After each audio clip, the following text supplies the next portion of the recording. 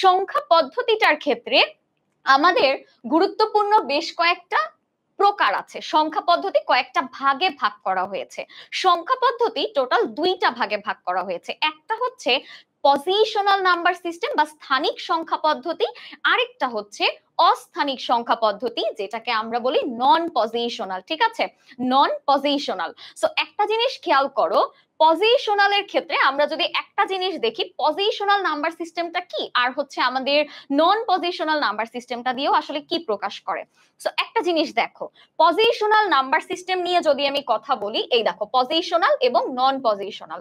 Suppose এই জায়গায় দেখো আমি 3 3 3 তিনটাই 3 লিখেছি, তাই না? এখানে কিন্তু তিনটাই 3, দেখতেও কিন্তু একই রকম, সবগুলো কিন্তু একই রকম কাজ করছে বা একই দেখতে, একদম তাদের মানও কিন্তু সেম। কিন্তু দেখো টোটাল জিনিসটার মান কি সেম? টোটাল জিনিসটার মান কিন্তু সেম না। কেন দেখো তো, এই যে 3টা এখানে আছে, এই 3টাকে দেখো সে কি করবে, সে কিন্তু একক, আমরা ছোটবেলায় একক, দশক, শতক এইগুলো কিন্তু আমরা ছোটবেলায় সবাই পড়ে এসেছি, তাই না? সো এখানে দেখো এই 3 কিন্তু একক, অর্থাৎ সে শুধুমাত্র 3কেই প্রকাশ করছে। আবার এই যে 3 দেখো, এই 3 কিন্তু আবার দশক, অর্থাৎ দশক মানে কি, এই 3 এর সাথে 10 গুণ অবস্থায় আছে, তার মানে কি এটা কত, 30 বা 30কে রিপ্রেজেন্ট করছে। আবার দেখো আমার এখানে এই অংশটাকে দেখো, যে এই যে 3টা আছে, এই 3টা কিন্তু আবার শতককে রিপ্রেজেন্ট করছে, শতক, অর্থাৎ এটা আমার 300কে রিপ্রেজেন্ট করছে। তাহলে এই তিনটা জিনিস একই রকম দেখতে হলেও বা এদের মান অ্যাজ ইউজুয়াল সেম হলেও, এই জায়গায় কিন্তু এদের অবস্থানের কারণে মানের পরিবর্তন হয়ে যাচ্ছে। অর্থাৎ দেখো এই 3 শুধুমাত্র এই সবার আগে বসেছে বলেই কিন্তু সে 300, আবার এই 3 সবার শেষে বা সব থেকে বাম দিকে বসেছে দেখেই কিন্তু, সরি ডান দিকে বসেছে দেখেই কিন্তু এর মান 333 হয়েছে। এখন দেখো যদি এরকম হয়, এই 3কে আমি এই জায়গা থেকে কেটে সরিয়ে আমি এখানে নিয়ে আসলাম, তাহলে কি এই 3 এর মান তখন 30 থাকবে বলতো? এই এর মান কি তখন শুধু 3 থাকবে? তখন কিন্তু আর শুধু 3 এই জায়গায় থাকবে না। কেন? কারণ আমরা তার অবস্থানের পরিবর্তন ঘটিয়েছি। যদি আমরা কোনো সংখ্যার অবস্থান পরিবর্তন করলে সংখ্যার মানেরও পরিবর্তন হয়ে যায়, তাহলেই সেটাকে আমরা বলতে পারি পজিশনাল নাম্বার সিস্টেম বা স্থানিক সংখ্যা পদ্ধতি। অর্থাৎ একটু ভালো করে খেয়াল করো, যে যদি আমরা কোন সংখ্যার অবস্থানের পরিবর্তন করলে তার মানের পরিবর্তন হয়ে যায়, সেটাই কিন্তু আমার positional number system. Positional number সিস্টেমটা আমরা বুঝতে পেরেছি কিনা সবাই একটু আমাকে কমেন্ট করে জানিয়ে দাও, যে পজিশনাল নাম্বারের অংশটা সবাই বুঝতে পেরেছো কিনা বা কারো কোথাও কোনো সমস্যা আছে কিনা, পজিশনাল অংশটা বুঝতে পেরেছো কিনা। আচ্ছা, তোমরা একটু কমেন্ট করতে থাকো, আমরা নন পজিশনালটা নিয়ে একটু আলোচনা করে ফেলি। এখানে দেখো নন পজিশনাল থেকে বোঝাই যাচ্ছে যে এটা অবস্থানিক, বা এটা হচ্ছে তোমার যেটা কোনো অবস্থান ম্যাটার করবে না, যেখানে অবস্থান ম্যাটার করবে না। একটু ভালো করে খেয়াল করো, আমি যদি এই যে এই সংখ্যাটা আমরা এরকম দেখেছি না, রোমান সংখ্যাগুলোতে এক্স দিয়ে আসলে কি 10কে বোঝায়, তাই না? এক্স দিয়ে 10কে বোঝায়, এই এক্সও কিন্তু 10কে রিপ্রেজেন্ট করছে, এই এক্সও 10কেই রিপ্রেজেন্ট করছে। এখন মনে করো আমি যদি এই জায়গা থেকে এই এক্স কে সরিয়ে এখানে নিয়ে আসি, এখান থেকে কেটে দিয়ে, তাও কিন্তু সে 10কেই রিপ্রেজেন্ট করবে। অর্থাৎ তার অবস্থানের কোনো বালাই নাই, তার অবস্থান পরিবর্তন করলে তার কিন্তু কোনো এই জায়গায় মানের পরিবর্তন হচ্ছে না, সে যেমন আছে তেমন মানই প্রকাশ করছে, তার কোনো অবস্থান ম্যাটারই করছে না। সো একটু ভালো করে দেখো তো, যে আমাদের এখানে এই যে স্থানিক সংখ্যা পদ্ধতিতে আমরা দেখেছিলাম সংখ্যার মান, মানে সংখ্যার অবস্থানটা পরিবর্তন করলেই কিন্তু সংখ্যার মানের পরিবর্তন হয়ে যাচ্ছে, কিন্তু অস্থানিকের ক্ষেত্রে দেখো আমরা সংখ্যার অবস্থান পরিবর্তন করলে তার মানের কোনো তারতম্য বা মানের কোনো পরিবর্তন আসছে না। এটাই হচ্ছে পজিশনাল এবং নন পজিশনালের পার্থক্যটা। এখন আসো, এতটুকু তো আমরা সবাই বুঝে গেলাম, এই জায়গায় পজিশনাল নন পজিশনাল নিয়ে কারো সমস্যা থাকার কথা না। তারপরেও যদি কেউ না বুঝতে পারো আমাকে কমেন্ট সেকশনে জানিয়ে দিবে। আচ্ছা, অনেকেই আমাকে বলেছো আপু বুঝতে পেরেছি, ঠিক আছে, থ্যাংক ইউ সো মাচ। আমি আজকে খুব চমৎকার কিছু ব্রিলিয়ান্ট স্টুডেন্টসদেরকে নিয়ে ক্লাস করছি, সত্যি খুব ভালো লাগছে। আচ্ছা, এখন আসো, আমাদের নন পজিশনাল নিয়ে আমরা আলোচনা করে ফেলেছি, এখন দেখো পজিশনালে আমরা কি দেখেছি বলতো, এর অঙ্কগুলোর নিজস্ব একটা মান তো থাকবেই, পাশাপাশি তার কি হবে, বেস বা ভিত্তি এখানে থাকবে এবং সংখ্যাটি অবস্থান বা স্থানীয় মান, অর্থাৎ সে যেই জায়গাটাতে বসছে ওই জায়গার আলাদা একটা মান সে ক্যারি করবে। ঠিক যেভাবে আমাদের তাদের নিজেদের একটা মান থাকবে, যেমন আমি একটু আগে 3 দিয়ে দেখিয়েছিলাম, 3 কিন্তু 3কেই প্রকাশ করছে, সে কিন্তু 5-এর মতো বিহেভ করছে না, তার মান যে 3 সেটা কিন্তু মাথায় রাখছে, কিন্তু তার অবস্থান পরিবর্তনের কারণে সে কখনো কখনো 3, কখনো 30 বা কখনো 300-র মতো এরকম কিন্তু বিহেভ করছে। সো এটাই এখানে বলা হয়েছে। সো পরবর্তীতে দেখো আরেকটা জিনিস, পজিশনাল সংখ্যা পদ্ধতির ক্ষেত্রে এই অংশটা তোমাদের এমসিকিউর জন্য একটু ইম্পর্টেন্ট, আমি জাস্ট ছোট্ট করে একটু বলে দিচ্ছি, একটু ভালো করে দেখো। এই জায়গায় বলা আছে কি নিয়ে বলতো, এই জায়গায় র্যাডিক্স নিয়ে বলা আছে বা র্যাডিক্স পয়েন্ট নিয়ে বলা আছে। র্যাডিক্স পয়েন্ট জিনিসটা আসলে কি, অর্থাৎ দেখো এই জায়গায় একটা সংখ্যা দেওয়া আছে, এই যে এই সংখ্যাটা দেখো, আমরা জানি দশমিকের আগের অংশটাকে আমরা কি বলি বলতো, দশমিকের আগের অংশটাকে আমরা পূর্ণ সংখ্যা বলি এবং দশমিকের পরের সংখ্যাটাকে আমরা ভগ্নাংশ সংখ্যা বলি।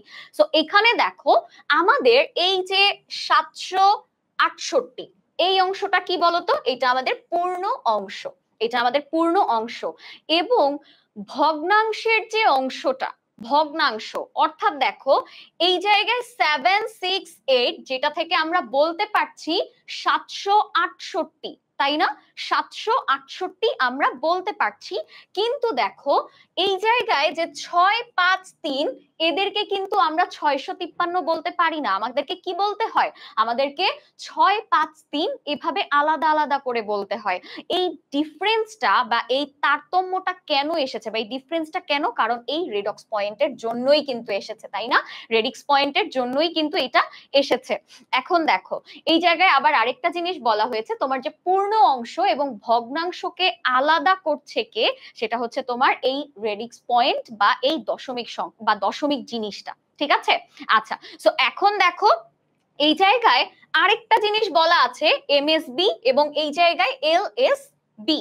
এমএসবি দিয়ে কি বোঝায় এবং এলএসবি দিয়ে কি বোঝায়, most significant bit. Most significant bit দিয়ে আসলে বোঝাচ্ছে যেই বিটের বা যেই ডিজিটের ভ্যালু সব থেকে বেশি, যার ভ্যালু সব থেকে বেশি তাকে বলা হচ্ছে মোস্ট সিগনিফিকেন্ট বিট। এখন দেখো এই জায়গায় বি অথবা ডি, এই জায়গায় আমাদের বইয়ে হয়তো বি দেওয়া আছে, বাট আমরা এটাকে কি বলবো, ডিজিট বলবো, মোস্ট সিগনিফিকেন্ট ডিজিট বলবো। কেন, কারণ বিট কথাটা কিন্তু বাইনারিতে ব্যবহার করা হয় এবং অন্যান্য সকল সংখ্যার ক্ষেত্রে আমরা ডিজিট কথাটাকে ব্যবহার করে থাকি। সো একটু দেখো এখানে মোস্ট সিগনিফিকেন্ট ডিজিট, এখানে যদি ডি বসে মোস্ট সিগনিফিকেন্ট ডিজিট, আর বি দিয়ে আসলে বিটকে প্রকাশ করা হয়, ঠিক আছে। এখন দেখো কেন এই ঘরটাকেই আমার মোস্ট সিগনিফিকেন্ট বিট বলা হলো বা সব থেকে ভ্যালুয়েবল ডিজিট এখানে বলা হলো, একটু ভালো করে খেয়াল করো। প্রথমে দেখো এই অংশটার 7, এই 7-এর মান, এই যে 7, 6, 8 এদের মধ্যে সব থেকে বেশি না, এ কি 700-কে প্রকাশ করছে, তাই না, 700-কে প্রকাশ করছে। আবার এর আগেও যদি আমি অন্য কিছু বসাই, অর্থাৎ দেখো এখানে আমি যদি 3, 2, 5 এরকম কিছু যদি আমি এখানে বসাতেও চাই, তাহলে দেখবা কি জানো, এইখানে 8 দেখতে ডিজিট আকারে হয়তো সব থেকে বড় মনে হতে পারে, বাট অবস্থানের কারণে, তার বসার জায়গাটার কারণে এখানে কিন্তু এই যে আমি এই জায়গায় যে 1 লিখলাম, এই 1 কিন্তু তখন মোস্ট সিগনিফিকেন্ট বিট হয়ে যাবে। কেন, ওই যে একক, দশক, শতক এটা কিন্তু ডান পাশ থেকে শুরু হয়, এই 8 তখন হয়ে যাবে একক, এরপরে এই 6 হবে দশক, শতক, এভাবে করে আস্তে আস্তে কিন্তু হাজার, লক্ষ, কোটি এভাবে করে কিন্তু এই দিকে আগাতে থাকবে। তাহলে দেখো এইখানে যদি 1ও থাকে, দেখতে ছোট মনে হলেও তার ভ্যালুটা কিন্তু এই জায়গায় অবস্থানের কারণে অনেকটাই বেড়ে যাবে, ঠিক আছে। আবার দেখো এই জায়গায় 6, দশমিকের পরপরই যে সংখ্যাটা থাকে, একেবারে দশমিকের ঠিক পরে, ইমিডিয়েট পরে যে থাকে, সেই কিন্তু দেখা যায় সব থেকে দশমিকের পরে সব থেকে বড় সংখ্যা হয়। এর পরেরটা কি হয়, এর পরেরটা হচ্ছে আরেকটু ছোট হয়, এর পরেরটা আরেকটু ছোট, এভাবে করে আস্তে আস্তে যত দশমিক থেকে দূরে যেতে থাকবে তত তার ভ্যালুটাও কিন্তু কমতে থাকবে, ততই তার ভ্যালু কমে যেতে থাকবে, ঠিক আছে। সো এখন মোস্ট সিগনিফিকেন্ট বিট আমরা কাকে বলবো, যে হচ্ছে যার ভ্যালুটা সব থেকে বেশি, অর্থাৎ যে সব থেকে বাম দিকে বসবে একটা সংখ্যা। সাপোজ আমি এখানে তোমাকে যদি বলি যে মনে করো 53.67 মনে করো এইটা, ঠিক আছে।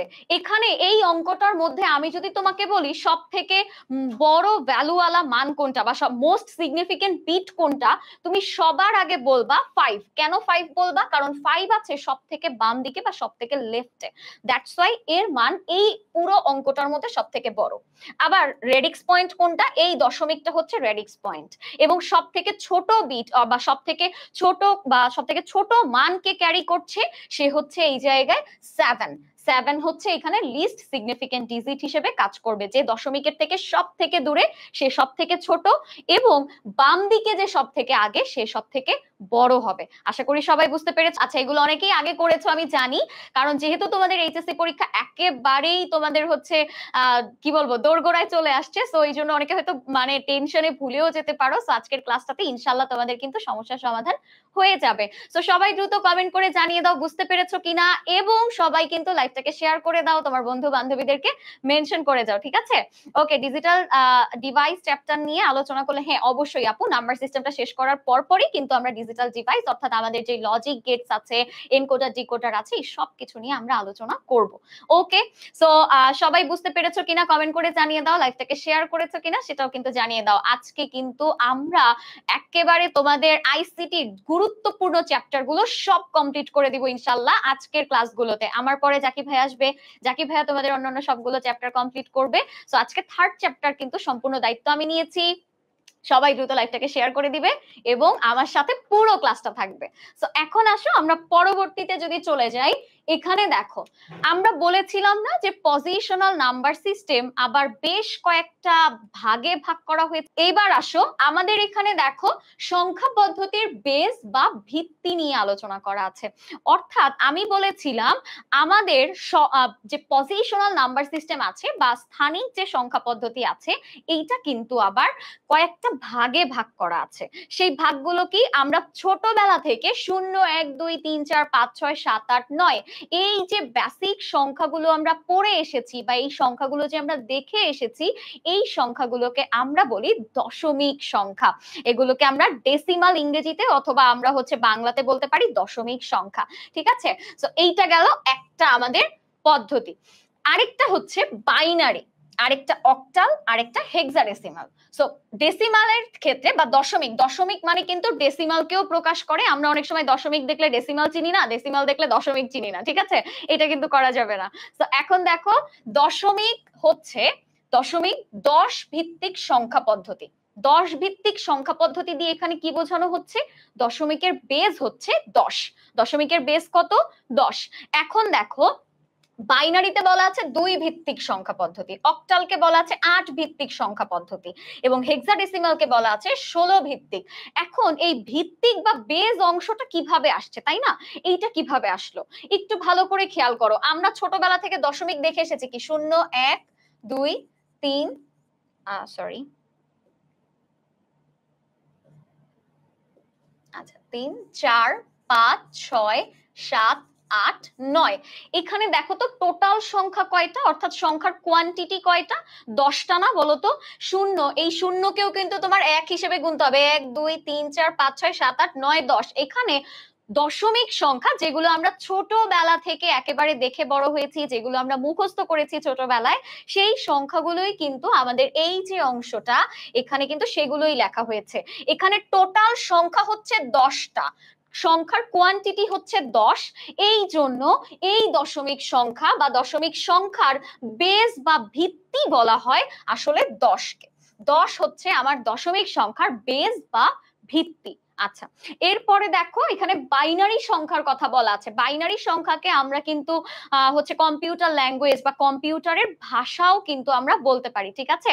আচ্ছা, তো এখানে দেখো বাইনারির ভিত্তি বলা হয়েছে 2, বাইনারির ভিত্তি বলা হয়েছে 2, অর্থাৎ এখানে বলা আছে বাইনারির সংখ্যা হচ্ছে 0 আর 1, 0 আর 1, এর বাইরে অন্য কোনো আর কোনো ডিজিট নাই, ঠিক আছে। শূন্য আর এক, তাহলে সংখ্যা এখানে কয়টা? সংখ্যা হচ্ছে দুইটা, এই জন্য এই বাইনারির বেজও হচ্ছে দুইটা। অক্টাল কয়টা? অক্টাল হচ্ছে টোটাল তোমার 8টা সংখ্যা। কিভাবে? শূন্য থেকে একেবারে 7 পর্যন্ত, 0 1 2 3 4 5 6 7।